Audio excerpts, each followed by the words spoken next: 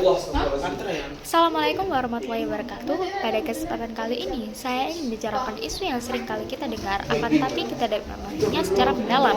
Isu tersebut adalah femisida. Femisida atau pembunuhan terhadap perempuan berdasarkan identitas gendernya bukanlah sekedar kejahatan kriminalitas biasa. Ini adalah bentuk paling ekstrim dari kekerasan berbasis gender yang mencerminkan adanya ketidaksetaraan struktural dan budaya patriarki yang masih mengakar di masyarakat kita.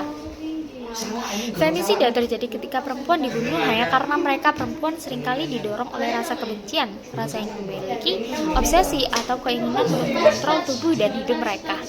Data global menunjukkan bahwa sekitar 60% dari 85.000 kasus femisida di dunia dilakukan oleh pasangan atau anggota keluarga korban, yang berarti setiap harinya ada 140 perempuan yang kehilangan nyawanya di tangan orang terdekat mereka. Di Indonesia, fenomena ini semakin mengkhawatirkan dengan tren peningkatan kasus dari tahun ke tahun, yang menandakan bahwa ruang aman bagi perempuan kian menyempit bahkan di lingkungan keluarga sekalipun.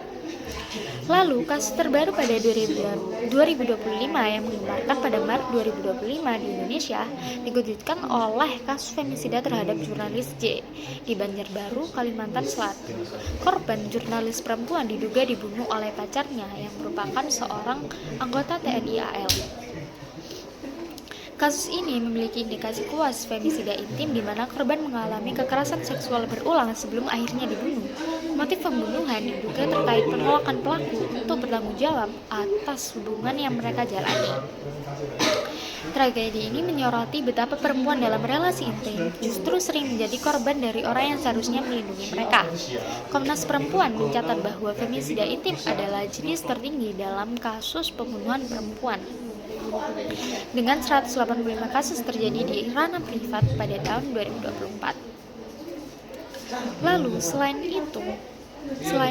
kasus femisida jurnalis J, tahun 2005 juga diwarnai oleh kasus pembunuhan sadis di Padang Pariaman, Sumatera Barat pada Juni 2025. Pelaku membunuh 3 perempuan termasuk 2 korban yang telah dibunuh pada akhir 2023 hingga awal 2024. Modusnya yang keji dan berulang menunjukkan adanya kekerasan berbasis gender yang tidak tertangani secara baik.